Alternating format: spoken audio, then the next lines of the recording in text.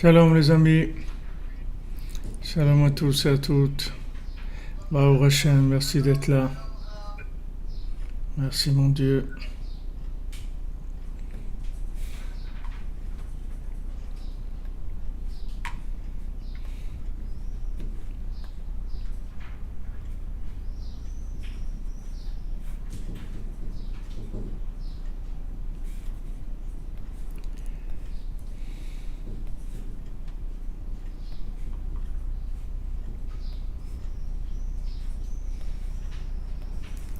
Voilà, une petite intervention technique.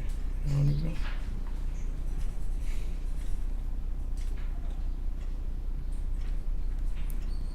Merci les amis, merci. Amen, Bezat Hashem. Mashiach is on the way. It's on our way. It's on our way. Alors, Bezat Hashem, une excellente journée à tout le monde, avec beaucoup de délivrance, beaucoup d'émouna, beaucoup de simcha. Savoir que Hashem il est avec nous, que le tzaddik il est avec nous. Et si hier il y avait des problèmes, alors aujourd'hui ils vont se résoudre, parce que le tzaddik il a travaillé dur cette nuit. Rabbeinu il travaille sans arrêt. Et il y a quelque chose qui se passe tous les jours d'extraordinaire. Donc il faut savoir que tout peut changer tous les jours, comme Rabbeinu dit, Yesh inyan shemitaper hakol letova. Il y a un inyan, il y a un sujet comme ça où tout se retourne en bien. Alors la délivrance, que des bonnes choses pour tout le monde. Toutes les attentes, tout ce que chacune elle attend, que Bezat Hashem ça se réalise, tout dans la bonté, la miséricorde et le cadeau gratuit. Et Refoua Shlema pour tous les malades, et particulièrement pour Laura Besançon, Israël Yitzhak Ben Fortuné, David Ben Mesoda Cohen, Laura Lia Esther Chava, Batraya Daniel, Olivier Fenichel, Raphaël Ben Kamuna Malka, Daniel Ben Emily Darmon, Ruchama Bat Esther, Sandrine Bat Janine, Janine Bat Eglantine, Marion Myriam Bat Véronique, Zachary Shlomo Ben Shira, Dvora Kochava Bat Elisheva Bat Sheva, Dvora Bat Corinne Ayala, Léa Anna Bat Mesoda, Léa Bat Chana, Waïda Bat Rivka, Laura Bat Jacqueline, Yora Bat Lisa Esther, Shaili Bat Sarah, Fabien Ben Suzanne, Sophie Bat Nadine, Sacha Ben Sophie, Noah Bat Sophie, Yosef Ben Esther, Sarah Chaya Bat Esther, Ruchama Bat Esther, Elisha Ben Esther, Léa Bat Esther, Batsheva Bat Esther, Roselyne Shoshana Bat Lydiane Rachel, Achamin Ben Ruth, Tzipora Bat Chaya Kamra, Laurent Sultana Bat Rachel, Rekia Bat Rachma, Rebecca Daniel Bat Yvette Esther Rachel, Shirael Bat Rachel, Shalom Ben Moshe Ben Shabbat, Simon Gershon Bat Israël, Itamar Ben Hélène Dalia, Esther Bat Tata, Jonathan Yehuda Ben Bettina Simcha, Sylvie Léonie Bat Micheline, Élise Estelle. Et pour l'élévation de l'âme à la mémoire de Jonathan Chaim Chamouch Ben Gabriel, Myriam Bat Rachel Shish, Shlomo Ben Mesauda, Noah Bat Esther Atlan, Shmuel Tibi, Shimon Ben Siti, Israël Ben Yosef Avraham Moshe Avraham, Rachamim Ben Frej, Aïcha Bat Jemoul, Maurice Bétan Ben Shaba Kemoun, David Ben Yitzhak, Yvette Bat Eugénie, Israël Grisolette.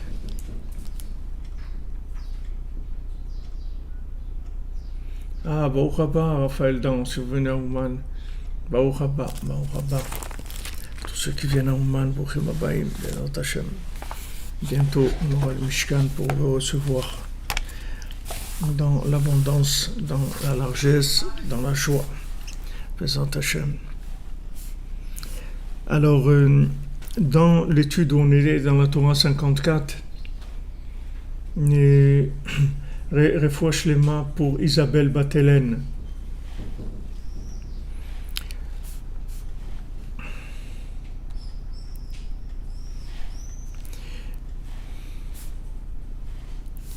Alors on avait vu que même s'il voit que son prochain il est en désaccord par rapport à sa vérité à lui, c'est-à-dire on voit quelqu'un qui correspond pas à notre vérité dans laquelle on évolue, alors on doit voir en lui des points positifs de manière, Rabbi Nathan dit, Shiuchal itmazeg imo, lehov et atzmo imo.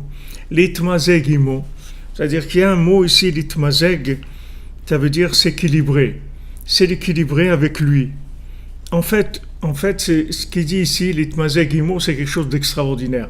En parlant avec mon ami Shimon, alors je me suis rendu compte de ça, que l'itmazeg imo, mot à mot, ça veut dire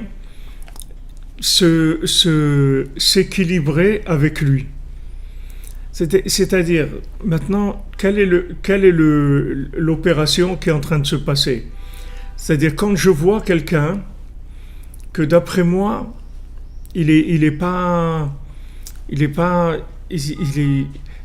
dans le chemin de vérité comme moi je le conçois, ok? Donc, c'est comme s'il commence à y avoir un affrontement. C'est-à-dire entre ma vérité et celle dans laquelle cette personne elle évolue.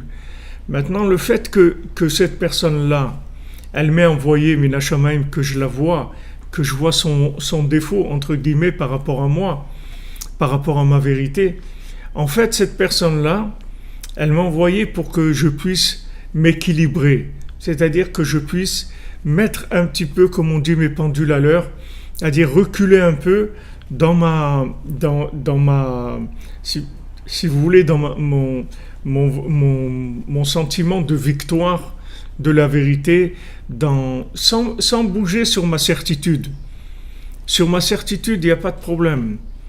Il y a certitude, je suis dans la vérité, je suis tranquille, j'ai pas un problème.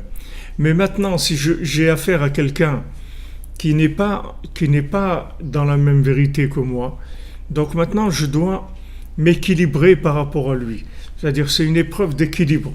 C'est-à-dire que maintenant cette personne-là, il faut que j'arrive à trouver en elle des points positifs. Maintenant, quand je vais trouver des points positifs, en fait, qu'est-ce qui va se passer? On va s'inclure tous les deux dans l'infini. Puisque maintenant, si vous voulez, comme je vous ai parlé plusieurs fois ces jours-ci de Rachel et Léa, il y a la vérité de Yaakov, il y a la vérité de Yaakov, la vérité de Rachel. Et la vérité de Rachel, si vous voulez, elle est très, comme on dit, perplexe par rapport à la vérité de Léa. Parce que la vérité de Léa, elle est très très élevée. La vérité de Léa, elle est très très élevée. C'est-à-dire c'est quelque chose qui est très élevé et qui veut automatiquement dire caché. Comment ça va être caché? Ça va être caché dans une apparence négative, d'accord? C'est-à-dire le mari de Léa, normalement c'est Esav, d'accord? C'est-à-dire dans le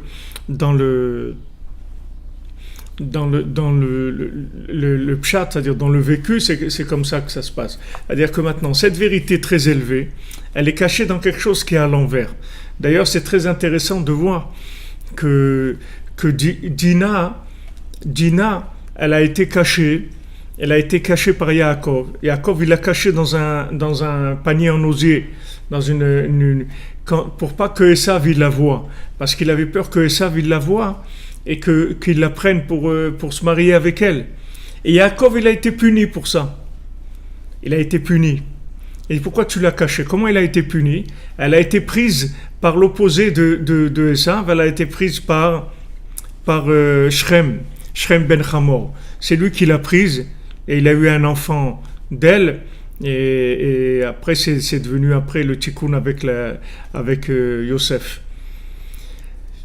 Donc, vous voyez, maintenant, Yaakov, il va à la rencontre de Esav, d'accord?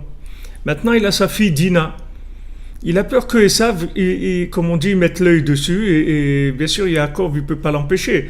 D'abord, c'est son frère, et en plus, il n'a pas les forces de se battre avec Esav. Donc, Esav, il risque de prendre Dina. Ok. D'après la vérité de Yaakov, il n'y a pas de raison.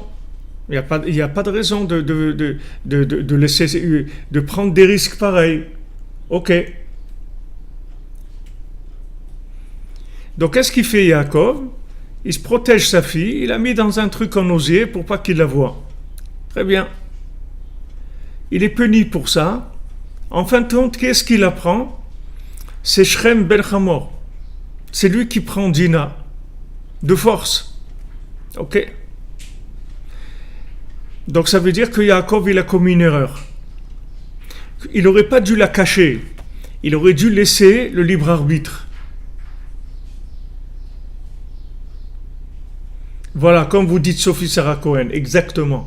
Ne pas se laisser impressionner par ce qui nous apparaît comme mauvais, aller plus loin dans la bienveillance. Ouais, aller plus loin dans la bienveillance, dans la tolérance, c'est-à-dire en sachant qu'il y a un bien, mais il est à l'envers, c'est tout. Donc maintenant, pourquoi il a été puni, Yaakov? Parce que Hachem lui a dit, mais peut-être qu'elle avait la force de faire tchouva à Esav. Tu l'as empêché. C'est-à-dire, tu as fait un acte, rien ne te dit que Esav, il l'aurait prise comme épouse. Peut-être que non. Mais toi, tu as fait un acte où tu as fermé complètement. Du moment où tu as fermé complètement, tu as entraîné une déflagration qui a fait que c'est pas Esav qui l'a pris, mais c'est Ishmaël qui l'a pris. C'est-à-dire, elle est partie de l'autre côté complètement. C'est-à-dire qu'au lieu que ça soit du côté gauche, c'est parti du côté droit complètement parce que tu as forcé, tu as caché. Alors maintenant, après qu'il y ait eu cette action-là que Dina elle a été prise par Shrem, donc les frères de Yaakov ils récupèrent Dina et ils décident de tuer Shrem, de tuer tout le monde. Ok. Donc ils font une embrouille avec lui, soi-disant, etc. Et en fin de compte, ils tuent Shrem et toute la ville, tous les gens de là-bas, ils les tuent. Il arrive Yaakov, dit c'est quoi que vous avez fait là? Alors ils disent quoi? Ben il a violé notre sœur. On va dire pourquoi notre sœur c'est une fille des rues, une prostituée. On va la laisser comme ça?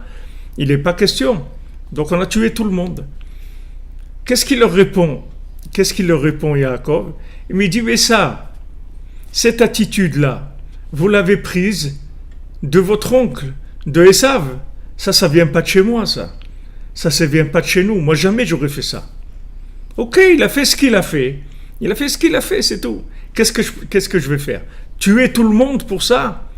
Il y a un problème là, dans votre réaction. Maintenant, ces mêmes-là qui ont tué Shrem, c'est-à-dire Shimon et Lévi, c'était eux les plus durs, c'était eux qui ont massacré tout le monde. On retrouve Shimon et Lévi que c'est eux qui veulent tuer Yosef. Que c'est eux qui décident de tuer Yosef.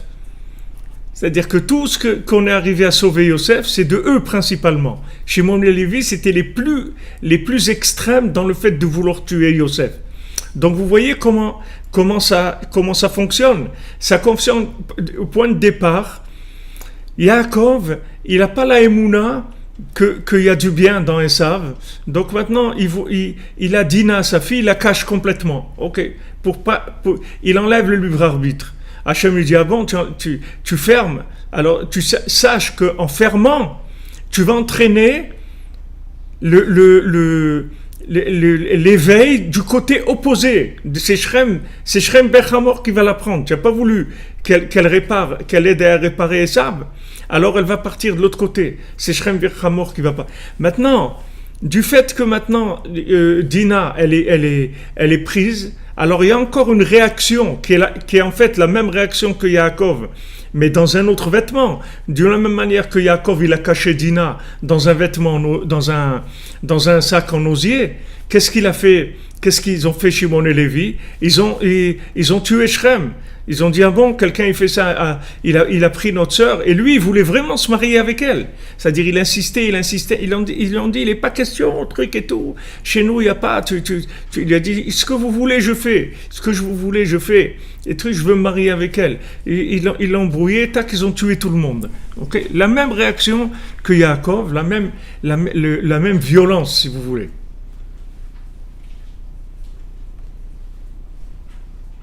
Exactement, Sophie Ben Sarah. En inversant, ce qui est inversé, on retombe. Moins fois moins, ça fait plus. Ouais. C'est-à-dire que maintenant, inverser ce qui est inversé, c'est-à-dire remettre l'incompréhension, l'utiliser dans le bien. C'est-à-dire dire que maintenant, pourquoi il est à l'envers? Parce qu'en fait, il a le bien de Léa, et il faut que je le transforme en Rachel.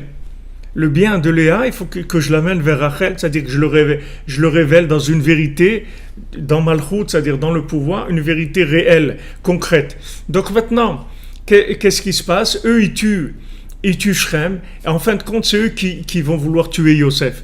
Parce qu'en fait, dans le Yosef Hatzadik, c'est-à-dire le bien, comme Rabbeinu dit que dans chacun, il y a une Prinat Yosef, c'est-à-dire quelque chose de bien, qui s'appelle Yosef.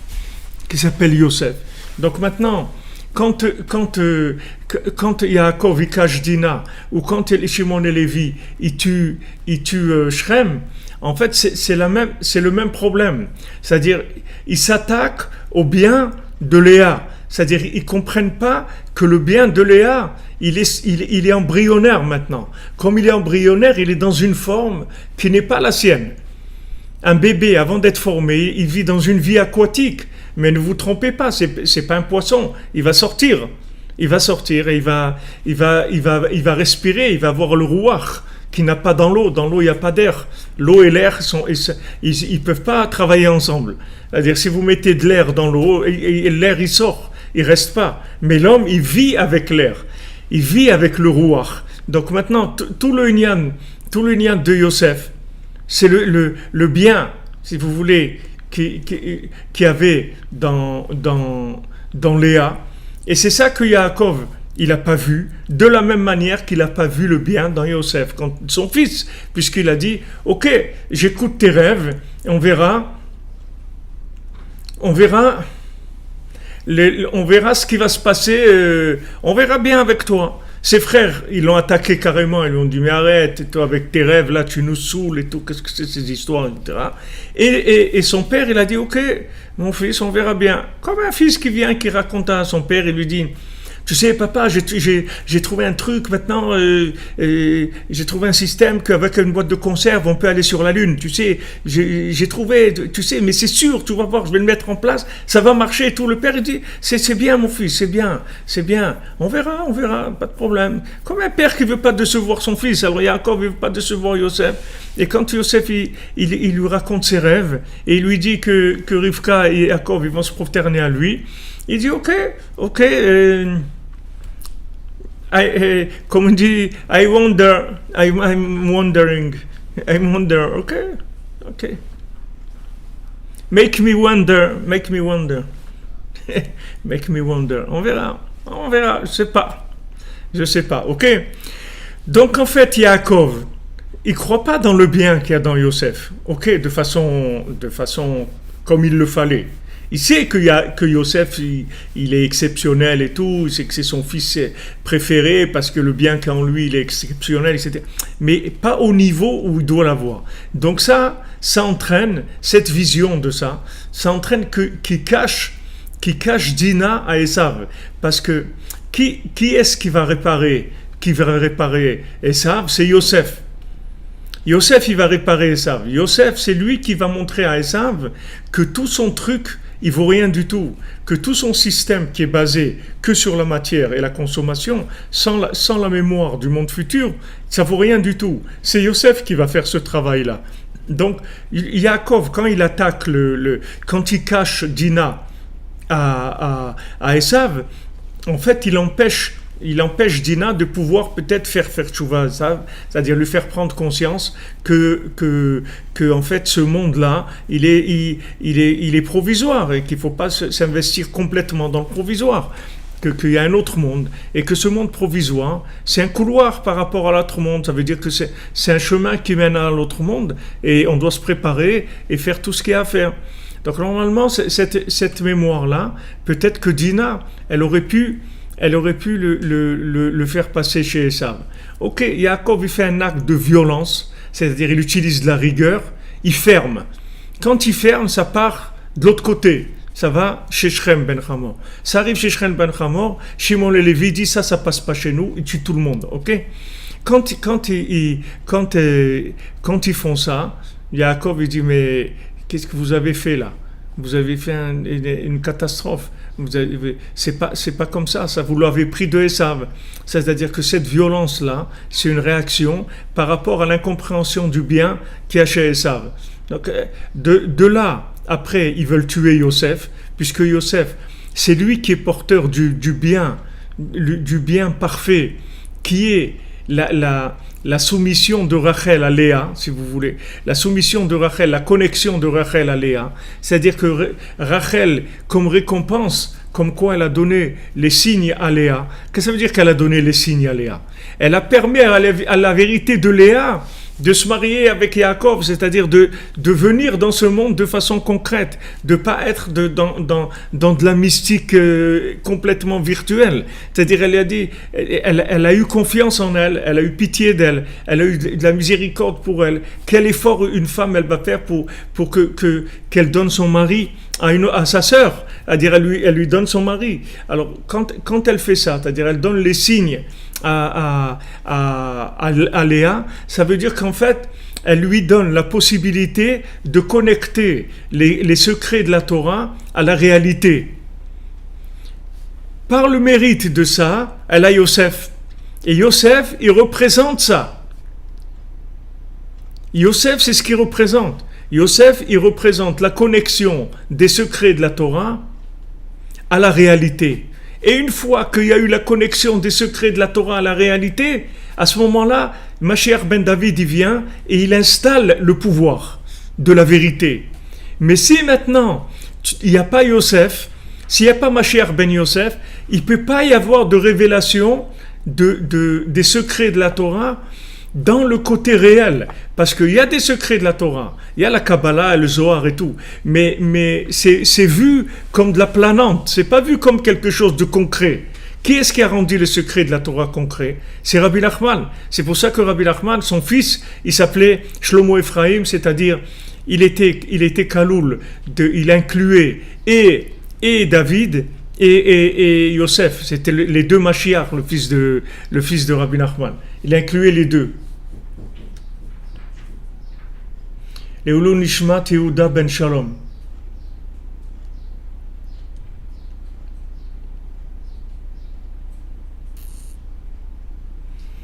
Exactement, quand vous dites, Mzal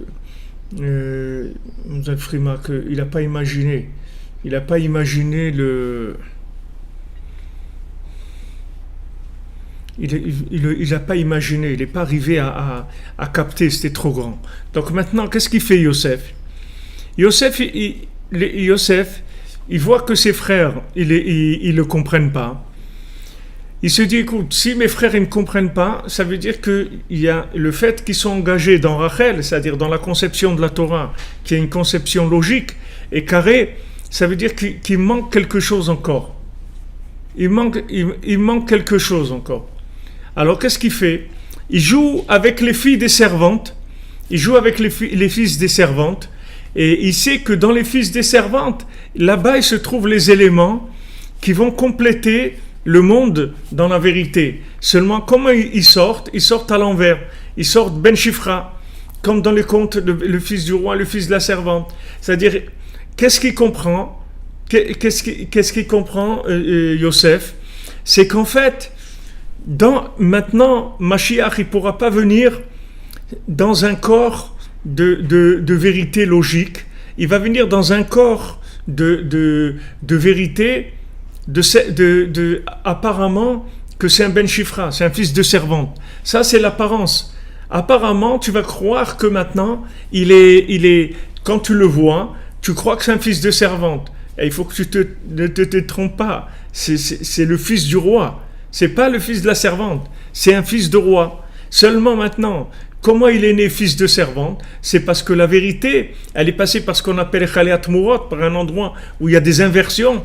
Et elle ne pouvait pas venir par le chemin droit. Parce que si elle venait par le chemin droit, elle aurait explosé tout le monde. Alors Rabbi Nachman, il a trouvé le médicament à ça, et il a révélé les contes. Il a révélé Sipurei Maasiyot. Sipurei Maasiyot, c'est quoi? C'est les secrets de la Torah, dans une forme qui est Rachel, mais qui est en même temps Léa. Comment? Parce que c'est une histoire, donc c'est quelque chose de très concret, c'est une histoire.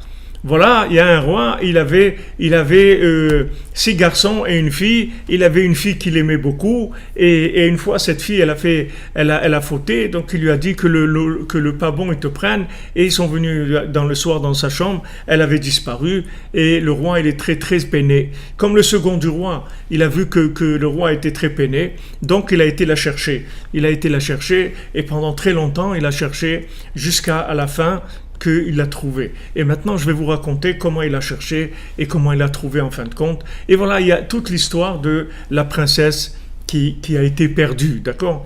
Donc, quand Rabbi Nachman, quand Rabbi Nachman il révèle les contes, en fait, qu'est-ce qu'il révèle? Il révèle la Torah, les plus grands secrets de la Torah, dans une forme de Rachel, c'est-à-dire dans une forme logique. Les plus grands secrets de la Torah dans une forme logique. C'est ça ce qui se passe. Quand Rabbi Nachman y révèle. C'est pour ça que c'est la Torah de la Géoula, parce que ça inclut les deux. C'est-à-dire qu'il y a une formule qui inclut les deux. C'est l'histoire. C'est-à-dire le fait que la vérité, elle vient sous forme narrative, sous forme de narration, d'histoire. Ça veut dire que la vérité, il y a eu une inclusion, une fusion du principe de Léa et du principe de Rachel ensemble. D'ailleurs, c'est pour ça que dans Tikkun Chatzot, on fait les deux, et Tikkun Rachel et Tikkun Léa. Et même quand on fait que Tikkun Léa, il y a une partie, après le Tikkun Chatzot, c'est pas dans tous les Tikkun Chatzot qu'il y a ça, mais il y a une partie, il y a 2-3 pages où on dit que des versets sur Rachel, même quand on fait que Tikkun Léa. Quand c'est Shabbat, ou quand c'est Rosh Chodesh, ou quand c'est une période dans laquelle on ne fait pas le Tikkun Rachel, le Tikkun Léa, on le fait tout le temps, toute l'année. Parce que Léa, elle n'a aucun problème. Elle s'habille dans tout. Elle s'habille dans les moments les plus difficiles, et elle s'habille dans les moments les plus élevés. Elle est toujours présente. Tandis que Rachel, comme c'est la vérité, quand c'est des jours de joie, elle ne peut pas se lamenter sur la disparition du temple, parce que c'est en contradiction avec la joie. Ça va en contradiction avec la joie. Mais Léa, elle n'a pas de problème. Parce que quand les lamentations de Léa, ce n'est pas des lamentations. Quand vous voyez le texte de Léa, ce n'est pas des lamentations. C'est juste des louanges d'Hachem. C'est que du languissement. Tandis que Léa, si jamais on faisait faire Tikkun Chatzot de Rachel dans les jours où on ne fait pas le Tachanoun, c'est-à-dire les jours où il n'y a pas on n'a pas le droit de faire de supplication et de mortification, alors ça serait en fait des larmes de nerfs, ça ne serait pas des larmes de languissement. Tandis que Léa, comme ce sont des larmes de languissement, alors c'est possible d'avoir ce languissement, même Shabbat, même Yom Tov, même Rosh Chodesh, tout le temps. Léa, elle n'a aucun problème, elle passe partout, il n'y a aucun problème. Donc maintenant, la fusion de Rachel et de Léa, ça veut dire que maintenant la Torah révélée, qui est sous forme logique, elle se fusionne avec la Torah qui est entièrement cachée. Regardez, Sophie Sarah Cohen vous demandez quels sont ces versets. Alors regardez ce que vous allez faire. Vous allez envoyer un mail et je vais vous le photographier. Je vais vous les envoyer parce que c'est beaucoup de c'est-à-dire c'est des choses qui viennent de plusieurs endroits. Donc je vais vous les Bezat Hashem, je vais photographier les pages, je vous les envoie. Il n'y a aucun problème.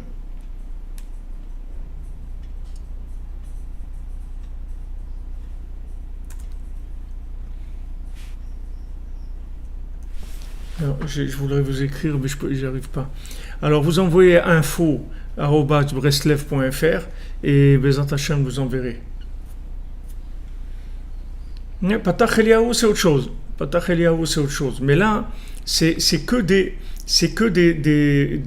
si vous voulez, des versets qui rappellent la grandeur de Rachel. La grandeur de Rachel.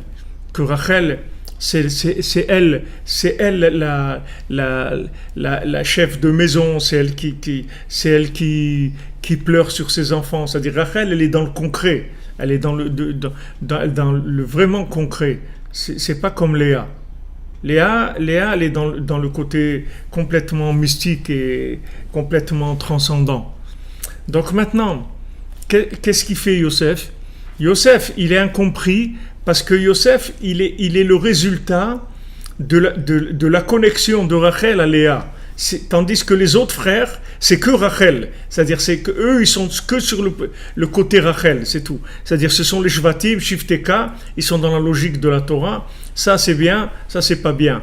Maintenant, toi, t'es pas bien, tu dégages, c'est tout. Donc, maintenant, on est là pour réparer cette chose-là. Alors, dans cette époque messianique dans laquelle on a tous des corps qui sont abîmés. C'est-à-dire, on a un côté extérieur. Le côté extérieur, c'est-à-dire on a l'impression qu'on est des gens qui sont pas bien, c'est-à-dire on n'est pas parfait, on a beaucoup de défauts, on a beaucoup de difficultés à faire les choses, à prier, à étudier, à faire les mitzvot, à faire des choses. Bien, on a beaucoup de difficultés. Alors on croit que comme on a beaucoup de difficultés, alors on n'est pas bien. Ah, stop, là tu te trompes. Tu as beaucoup de difficultés parce qu'on t'a donné un corps qui puisse supporter la Torah de Léa. Si maintenant tu avais un corps magnifique comme Rachel, alors maintenant tu pourrais pas supporter la Torah de Léa et tu pourrais même tomber dans l'hellénisme, tu pourrais même tomber chez les Grecs. C'est ça ce qu'ils voulaient les Grecs. Les Grecs, ils sont pour le côté extérieur, la perfection. Alors maintenant, dans la Torah elle-même, il y a un côté comme ça. C'est-à-dire le côté de Rachel, si vous le tirez trop, alors ça devient de l'hellénisme après. Ça sort et ça devient aussi de l'élitisme aussi, des élites. C'est ce qu'il est venu réparer le Baal Shem Tov, parce que le Baal Shem Tov, il a vu que le monde était en train de se détruire. Comme maintenant, à l'époque de Rabbi Akiva, les 24 000 élèves de Rabbi Akiva, ils sont morts, parce qu'il n'y avait pas d'inclusion entre Rachel et Léa. C'est-à-dire, ils n'arrivaient pas à supporter la différence de l'autre. Ils étaient tellement carrés, tellement logiques, dans le bien. Mais il y avait un côté, c'est que cette logique, elle avait un côté nitzachon, c'est-à-dire elle avait un côté qu'elle voulait s'imposer au-delà de ce qu'elle avait le droit, en fait, de s'imposer. C'est ça ce que je voulais dire, l'itmazeg, c'est-à-dire s'équilibrer. Maintenant, quand je vois quelqu'un qui ne correspond pas à ma vérité, en fait, c'est une aubaine parce que j'ai une occasion d'équilibrer ma vérité. C'est-à-dire qu'équilibrer, c'est-à-dire je vais rentrer du Léa dans Rachel. C'est-à-dire je vais rentrer, un peu, comme on dit, mettez un petit peu d'eau dans votre vin. C'est-à-dire on va un petit peu, ou plutôt mettez un peu de vin dans votre eau. C'est-à-dire fais un petit peu rentrer de Léa dans Rachel.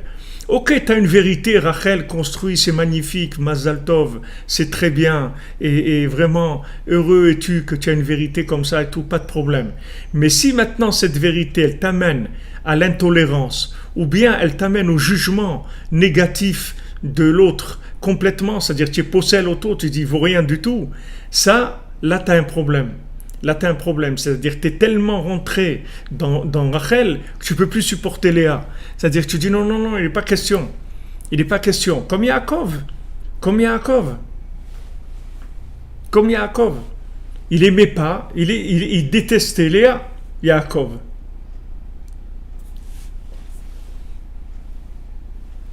Rachel, c'est la logique, Léa, c'est la mystique. C'est l'infini, c'est l'infini, Léa. Léa, c'est le côté infini. C'est les secrets de la Torah. C'est le côté caché de la Torah.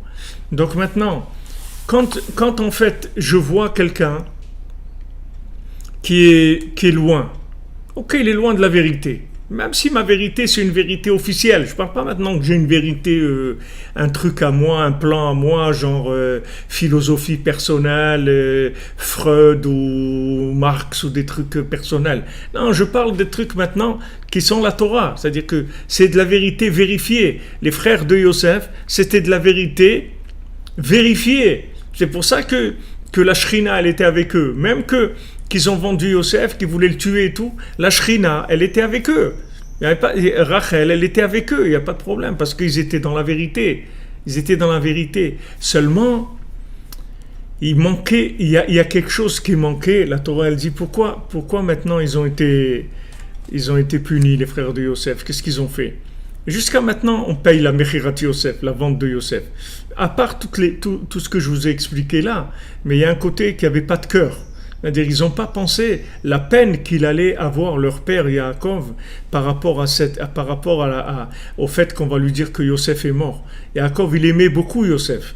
C'était Ben Zikunim, il avait fait une tunique, il l'aimait beaucoup à son fils Yosef. Il l'aimait énormément. Ils n'ont pas pensé à un moment que tout ce montage qu'ils ont fait, ça allait faire souffrir leur père pendant des années et des années. Il a souffert, Yaakov. Il a souffert, il était peiné, il n'était pas bien du tout. Ça, leur vérité, on y va, il n'y a pas de problème. On y va, la vérité. La vérité, c'est la vérité. On voit même la Mishnah, elle dit, regarde. La Mishnah, elle te dit, regarde, si quelqu'un il t'invite Shabbat. Maintenant, tu sais que cette personne-là, à l'époque où on prenait les maasrot, la dîme, etc., cette personne-là, c'est un amaret, c'est-à-dire c'est quelqu'un qui ne connaît pas bien les règles, donc il prélève pas la trouma de maaser. La trouma du maaser, c'est des choses techniques qu'on donnait au Kohen, au Lévi. Donc maintenant, normalement, tu n'as pas le droit de manger chez lui. Mais maintenant, tu vas pas, il t'a invité Shabbat, tu vas pas lui dire, ah non, moi je vais pas chez toi parce que je suis pas sûr que tu fais les choses comme il faut, la cache-route, tout ça. Non. Alors la Mishnah te dit, regarde, tu vas faire maintenant un prélèvement virtuel de ce que tu dois prélever quand tu manges des fruits et légumes, d'accord? Tu dois faire un prélèvement de la dîme, des choses pour le Kohen et pour le Lévi. Tu vas le faire virtuellement. Et comme ça, tu vas manger chez lui Shabbat. Et quand tu vas manger chez lui Shabbat, tu vas dire, voilà, donc je laisse un petit peu de côté. Et ça, c'est par rapport à ce que j'ai dit avant Shabbat que j'ai prélevé. C'est-à-dire, la Torah, elle te dit, regarde, tu vas faire un prélèvement virtuel pour pouvoir être invité par ton prochain, pour pas le vexer. Pourquoi maintenant la Torah, elle se casse la tête à vouloir nous trouver ces formules-là? C'est pour qu'on puisse avoir des rapports avec des gens, même qui sont pas dans la vérité comme nous. C'est-à-dire que même si quelqu'un, il est persuadé qu'il est dans la vérité, il connaît la halakha, il fait la halakha et tout, la Torah, elle va te donner des conseils, comment tu vas pouvoir fréquenter cette personne-là, l'aider, être avec elle, profiter d'elle aussi, ça, et en faisant en sorte que personne ne soit lésé au point de vue halakha. Donc la Torah, elle se casse la tête pour ça. Alors les frères de Yosef, ils l'ont éliminé. Ils ont dit, non, il n'est pas dans les règles, c'est un hors norme, celui-là, il commence à amener des trucs nouveaux, etc. Alors, à l'époque maintenant de Rabbi Akiva, ça a donné les 24 000 élèves qui sont morts. D'ailleurs, c'est très intéressant parce que ces 24 000 élèves de Rabbi Akiva qui sont morts, c'est les réincarnations des 24 000 qui sont morts quand il y a eu dans la paracha où il y a eu à cause de comment il s'appelle Zimri ben Salou, quand il est tombé dans le truc qu'il a été avec une Midianite, qu'il a été avec une femme interdite. Alors il y a eu une magéfa, il y a 24 000 qui sont morts. C'est-à-dire que ça a entraîné, c'est-à-dire cette attitude-là de Yaakov par rapport à Dina, de Shimon et Lévi par rapport à Shrem, ça a entraîné qu'il y a eu du Pgam Abrit, c'est-à-dire qu'il y a eu des problèmes dans la pureté, dans le comportement. Ça a eu des choses qui étaient pas comme il faut. C'est-à-dire le fait que Zimri ben Salou, il a été avec cette dame-là qui lui était interdite, alors il y a une déflagration qui s'est faite. Donc ça a entraîné la mort de 24 000. Ces 24 000, ils sont revenus dans les élèves de Rabbi Akiva. Mais quand ils sont revenus dans les élèves de Rabbi Akiva, Comme maintenant ils provenaient de ce problème-là, ils avaient un problème de communication, c'est-à-dire ils avaient un problème à sortir du côté carré de leur vérité. C'est-à-dire ils n'arrivaient pas à concevoir que la vérité, elle peut être à l'envers aussi. Tandis que celui qui est dans Léa, celui qui est dans les secrets de la Torah, il n'a aucun problème de comprendre que la vérité, elle peut être à l'envers. Il n'a aucun problème. C'est quelque chose qui est évident pour lui. Parce que dans les secrets de la Torah, les notions, elles ne sont pas carrées. C'est-à-dire, quand vous voulez étudier la Kabbalah, si vous êtes carré, vous ne pouvez pas étudier la Kabbalah. Parce que la Kabbalah, ce n'est pas carré du tout.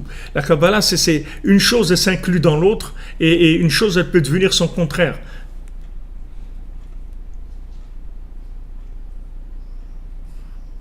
Le sod, oui, c'est le pshat. Le pshat, c'est Rachel, et le sod, c'est Léa. Le secret, c'est Léa. Donc, maintenant, ça vient dans les 24 000, les 24 000 élèves de Rabbi Akiva. Et après, donc, il y a la révélation, tout de suite après la réparation. Justement, les Chachamim, ils sont revenus, ils se sont réunis à Yavne, et ils ont dit la Torah, elle va s'oublier d'Israël. Qu'est-ce que dire elle va s'oublier? C'est-à-dire, comme on a vu ici, il n'y aura plus de la connexion. C'est-à-dire, ça veut dire une Torah tellement logique qu'elle va se déconnecter de Léa complètement, Rachel. Elle va se et si Rachel se déconnecte de Léa, alors elle peut partir vers de l'hérésie à la fin. Donc là, les sages, ils ont dit, voilà, cette Torah, la Torah, elle va s'oublier. Il vient Rabbi Shimon Bar Yochai, il dit non, elle ne va pas s'oublier.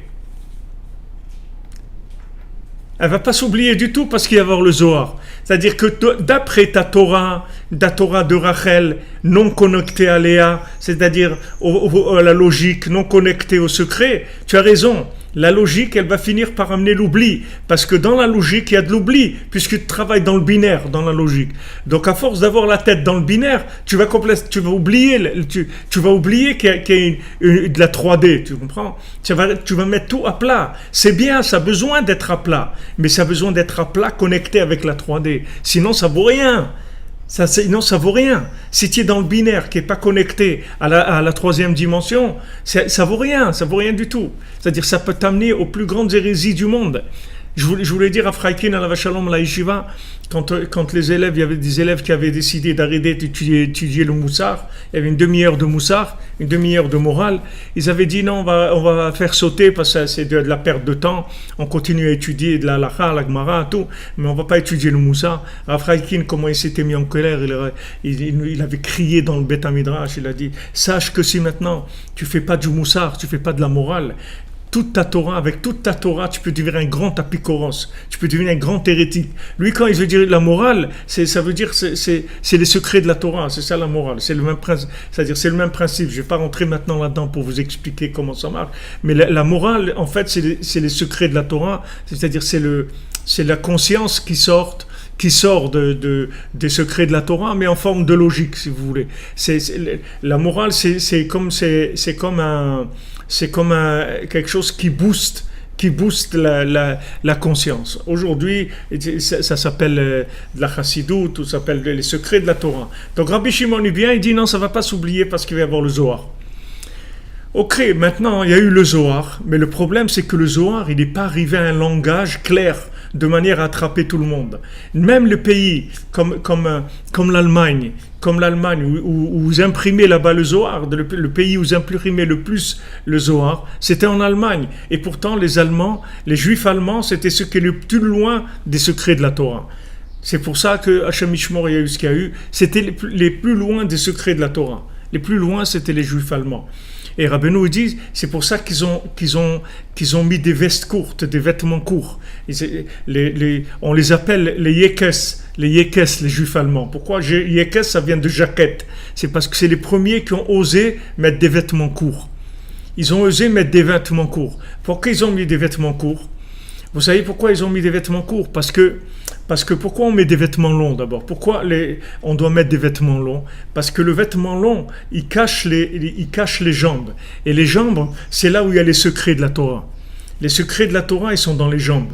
Donc maintenant, celui qui croit qu'il n'y a pas de secret de la Torah, comme on dit, ça me fait une belle jambe. C'est-à-dire qu'il n'a rien à faire de ça. Parce qu'il ne connaît pas les secrets de la Torah. Donc, il ne sait pas que ça existe. Donc il a une tendance à ne pas respecter le fait que ses jambes elles soient découvertes. On ne parle pas découvert qu'il est découvert, mais même le fait qu'on voit la forme de la jambe, c'est une agression de lumière. C'est-à-dire, c'est comme si vous voulez imposer les secrets de la Torah dans Rachel. Donc eux, comme ils n'avaient pas d'adhésion au secret de la Torah, ils ont complètement ils ont complètement enlevé ça d'avoir un habit long. Ils ont commencé à mettre les habits courts. Alors il est venu le Baal Shem Tov. Le Baal Shem Tov, il est venu, il a dit: je suis venu pour déchirer le méchant Lamdan. Je suis venu pour déchirer le méchant, celui qui étudie mais qui est méchant. Par exemple, Rabbi Nathan, quand les gens ils priaient au Netz, alors Rabbi Nathan aussi, il faisait la tfila au Netz tous les jours. Tous les talmidim du Baal Shem Tov, toujours ils priaient au Netz. Alors Rabbi Nathan, il disait: prier au Netz, oui, mais pas comme le méchant Lamdan. C'est-à-dire pas avec la montre, la seconde, les nerfs, pas ça. Ok, prier au Netz, mais pas ça, pas des trucs comme ça, pas des nerfs.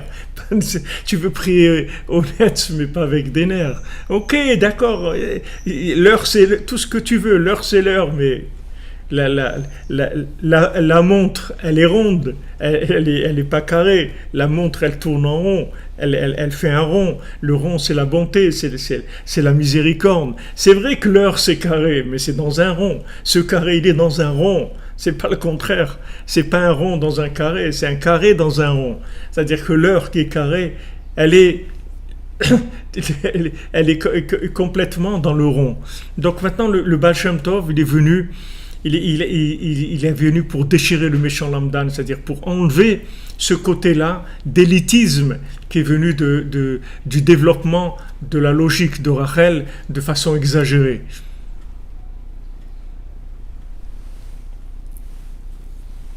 Ok. Exactement. C'est le côté féminin de la Torah. C'est exactement.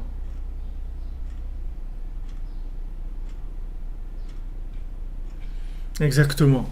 Donc maintenant, il vient Rabbeinu. Et Rabbeinu nous dit: et les amis, arrêtez de vous disputer. Je vais vous montrer que Rachel et Léa, c'est la même chose. Voilà. Et il reconnecte Rachel et Léa. Donc Rabbi Nachman, il a dit: je veux que vous soyez sérieux comme des Lituaniens, comme des gens qui étudient la Torah carré, et je veux que vous soyez chauds, que vous ayez du cœur comme des chassidim. Je veux les deux. Je veux pas le côté cool des chassidim qui se lèvent à midi. Ça, Rabbi Nachman, ça passe pas, c'est pas son truc. Ok? Je veux que vous soyez sérieux, que vous fassiez les choses sérieusement. Vous soyez des travailleurs, des gens sérieux, des gens à l'heure, des gens responsables, ok? Mais avec du cœur. Je veux pas le côté Rachel sans cœur. Je veux le côté Rachel mais avec Léa. Je veux les deux. Je veux qu'il y ait les deux. Alors maintenant, si vous voyez Léa, vous dites son mari, c'est Esav normalement. Donc où il est le cœur? Mais c'est ça le cœur.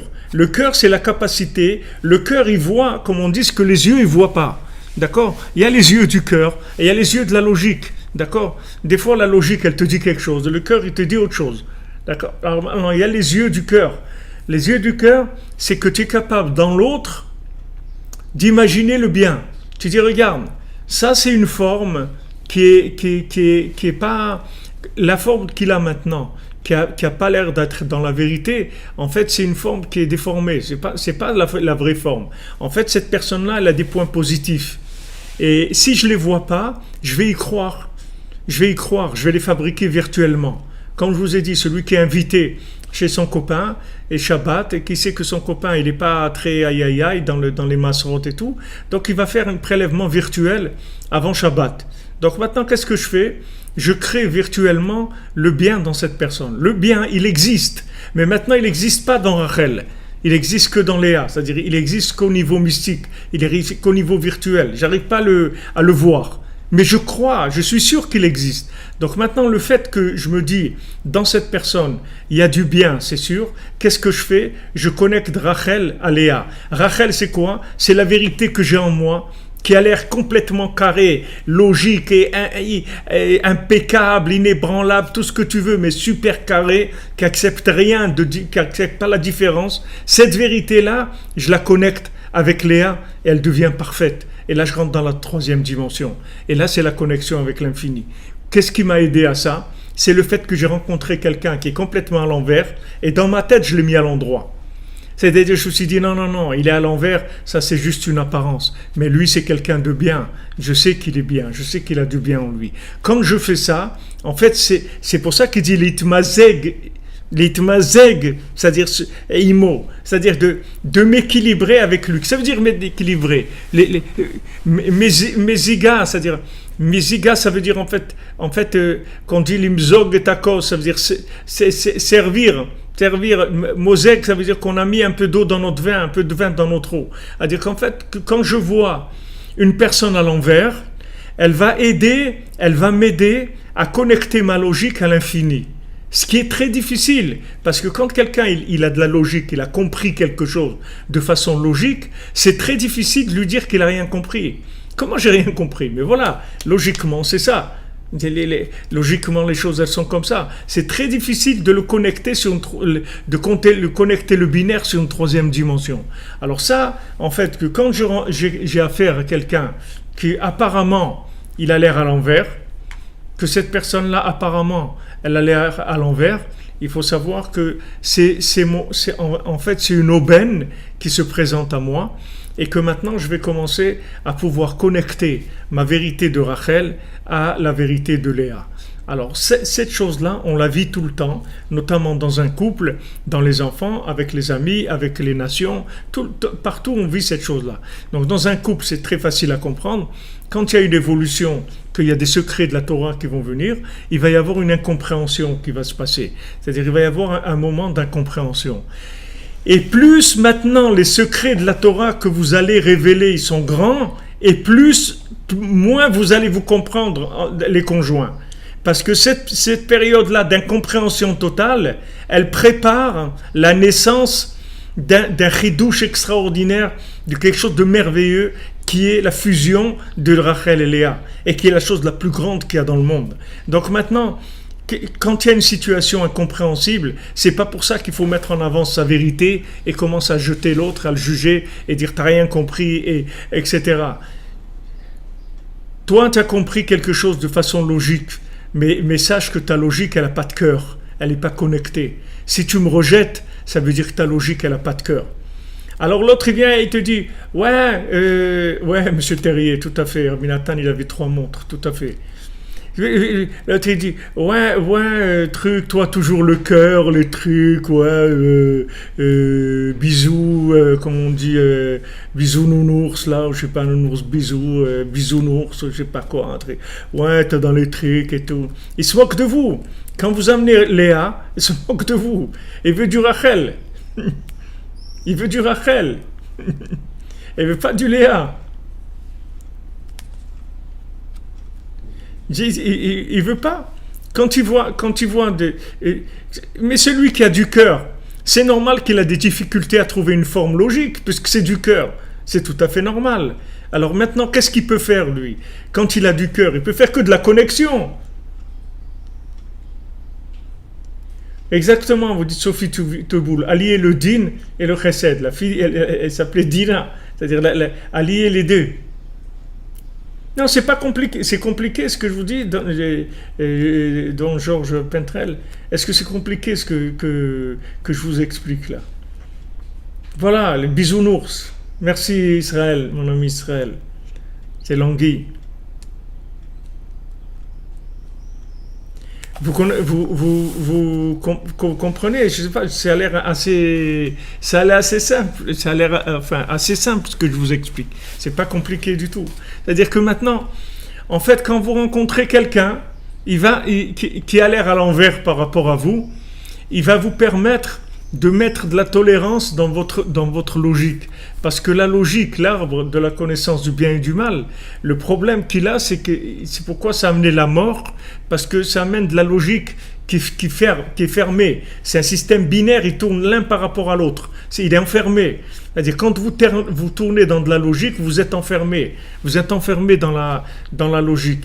Comme c'est écrit dans Michelet, Meler Asur Bereatim, Bereite Mochin, le Tikkun Zohar, il dit. Un roi qui est enfermé dans des meubles, c'est-à-dire dans les meubles de son esprit, c'est-à-dire qu'il est enfermé dans sa logique. C'est vrai qu'il a compris, mais quand j'ai compris, je suis mort. C'est-à-dire que quand j'ai compris, si maintenant je ne fais pas une petite fenêtre, comme il a dit Hachem à Noach, il lui a dit, tu fais une petite fenêtre pour l'arche, tu aères l'arche.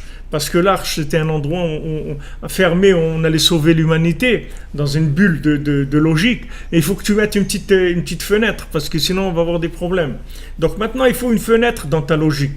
Il faut une ouverture vers l'infini. Qui est-ce qui va t'amener ça? C'est quelqu'un qui va venir et qui va remettre en question ta logique par le fait qu'il est à l'envers. Maintenant, si tu le rejettes, ça veut dire que tu vas renfermer, c'est-à-dire pas renfermer, mais raffermir, si je voulais dire. Raffermir ta logique encore plus. C'est-à-dire que tu vas t'enfermer encore plus dans ta logique. Tu vas devenir encore plus intolérant. Et ça, c'est voué à la mort, à la folie. Parce que ta logique va t'amener à la folie après. Si ta logique, tu ne l'alimentes pas, elle va t'amener à la folie. Si Rachel ne se connecte pas à Léa, ça amène la folie après. Ça amène mamache la folie. Alors, quand tu vois quelqu'un qui est à l'envers, en fait, c'est une aubaine pour toi, pour t'équilibrer. Qu'est-ce que ça veut dire t'équilibrer? Pour faire de la logique connectée, pour faire de la logique avec du cœur. Comment? Parce que tu vas voir quelqu'un à l'envers et tu vas pas croire qu'il est à l'envers. Tu vas dire, cette personne-là, elle a du bien, seulement il n'est pas arrivé encore à le révéler dans le côté logique, dans le côté binaire, dans le côté Rachel. Mais je sais qu'il a du bien. Quand tu fais ça, tu connectes ta logique avec l'infini et tu arrives à quelque chose de parfait. Tu connectes Yosef et David, Yosef et Yehuda. C'est pour ça que Yehuda, il voulait tuer Yosef. Yehuda, il est venu en Égypte, il dit, c'est quoi là ça que tu es en train de nous faire? Tu crois que tu vas faire ce que tu veux là? Tu prends Shimon, maintenant tu prends Binyamin, maintenant tu prends...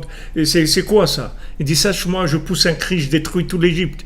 Je dis, toute l'Égypte, je vous tue à tous en poussant un cri.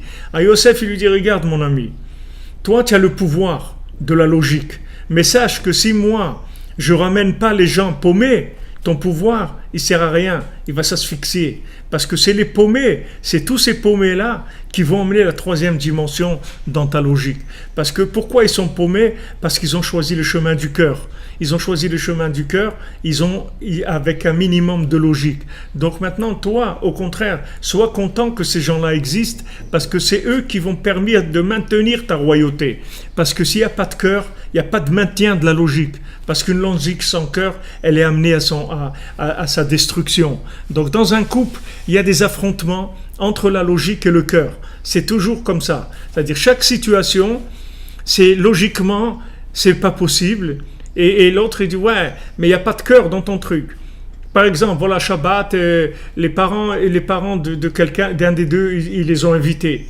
Alors l'autre dit, mais je peux pas, Shabbat, moi je dois étudier là-bas, je dois aller. Il dit, ouais, mais toi c'est que ton truc, et tes horaires, et tes trucs et tout, il n'y a pas de cœur, tu sais pas donner, tu peux pas lâcher un petit peu, rien du tout. Voilà où sont les affrontements, tout le temps. C'est-à-dire, il y a toujours, dans toute dispute de Shalom Bayit, vous pouvez les prendre toutes, pas la moitié, toutes. Vous trouverez toujours l'affrontement entre la logique et le cœur. C'est le seul affrontement qu'il y a dans le monde. C'est Yosef et Yehuda, Yosef et David, Mashiach ben Yosef, Mashiach ben David. C'est entre les deux. Tout le temps entre les deux. Donc chacun, il faut qu'il mette un peu d'eau dans son vin. Chacun, il faut qu'il recule. Celui qui a la logique, il faut qu'il recule un peu. Celui qui a le cœur aussi, il faut qu'il recule un peu. C'est pour ça qu'il dit que le fait que tu rencontres quelqu'un qui est à l'envers par rapport à ta vérité, en fait, c'est lui ton fournisseur d'équilibre. C'est-à-dire qu'il va t'équilibrer ta logique par le fait qu'il va faire rentrer une troisième dimension dans ta logique. Et à ce moment-là, tu vas arriver à quelque chose qui est de la perfection. Qui est le yichoud de Yosef et David, qui est le yichoud de Rachel et Léa, qui est le Mashiach parfait, c'est-à-dire Mashiach ben Yosef et Mashiach ben David, les deux qui s'incluent. C'est le pouvoir dans ce monde avec la connexion à l'autre monde. Donc c'est avec la mémoire, c'est la logique avec de la mémoire de la troisième dimension. Mais c'est pas de la logique déconnectée. La logique déconnectée, ça amène des nerfs et ça amène de l'hérésie après. La logique déconnectée, ça amène comme vous voyez dans le Sipurei Massiot, au début du 13e conte, là-bas, le fils du roi, il a reçu la royauté et tout, et après, quand il est rentré dans la chorma, dans la logique, très fort dans la logique, alors il a perdu complètement le lien avec la guerre, le lien avec la réalité avec la troisième dimension. Il est rentré dans que de la logique, et il est de là, ça l'a amené à l'hérésie. Il est allé dans l'hérésie avec sa logique. Parce que dès que vous prenez même de la Torah, vous la déconnectez, ça donne de l'hérésie. Korach, voilà, ça va être la paracha de Korach.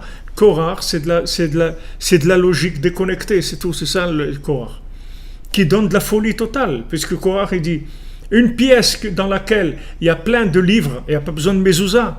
Un talit qui est entièrement en techelet, il n'y a pas besoin de mettre des tzitzit sur ce talit-là. C'est-à-dire, il est arrivé à une logique de délire total dans sa logique. Parce que c'est une logique qui est déconnectée. C'est une logique déconnectée. C'est pour ça que Rabbeinu, il dit que s'il y a quelqu'un qui tranche la halakha, mais qui est un opposant à Rabbeinu, alors tu peux être sûr que sa halakha, elle est fausse. La halakha, elle est fausse. Ça s'est passé dans une histoire vraie qui a eu l'époque de Rabbeinu. Il avait un élève qui était un dayan, qui était lui-même un juge dans la Torah, et dans une ville, et il était très, très persécuté par le chef du tribunal rabbinique là-bas. Il était persécuté. Alors Rabbeinu lui a dit, regarde, cet homme-là qui était un élève de Rabbeinu, ce Rav, il est venu se plaindre chez Rabbeinu. Rabbeinu lui a dit, regarde, tu vas aller là-bas, et quand tu vas siéger au tribunal, chaque fois que ce gars-là, il dit une décision, tu dis le contraire. Chaque fois. Alors, il a bien sûr, il a écouté Rabbeinu, il a été, et quand le chef du tribunal rabbinique, il disait une décision, il disait c'est faux, c'est le contraire, c'est permis. S'il disait c'est interdit, il disait c'est permis, s'il disait c'est permis, il disait c'est interdit. Et après, tous les gens qui avaient vérifié, ils voyaient qu'il avait raison. Et ça a été une fois, deux fois, trois fois, 5 fois. Le chef du tribunal rabbinique, il a fait sa valise et il a quitté la ville. Pourquoi ? Parce que si maintenant la logique, elle se déconnecte du cœur, c'est sûr qu'elle va se tromper. C'est sûr, parce que toute la logique, elle est là pour servir le cœur. Donc si la logique, elle se déconnecte du cœur, elle va partir complètement dans des délires total. Mamage des délires total. Alors, Bezat Hashem, regardez les cadeaux que nous fait Rabbeinu. Regardez les cadeaux de Rabbeinu. Regardez les cadeaux de Rabbeinu.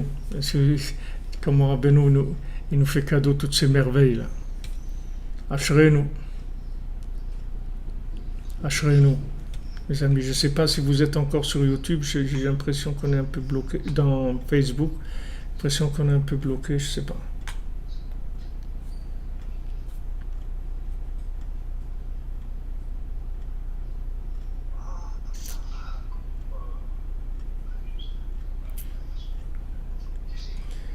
Alors merci les amis, merci d'être là, et Bezat Hashem, ça va amener beaucoup de Yeshuot. Vous allez voir que tous ces enseignements, ils vont amener des choses très très grandes. Oui, monsieur Barbier, le système de l'argent, c'est de la logique pure, tout à fait.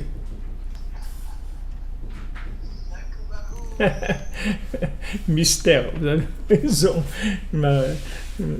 Martin Bergeron, merci.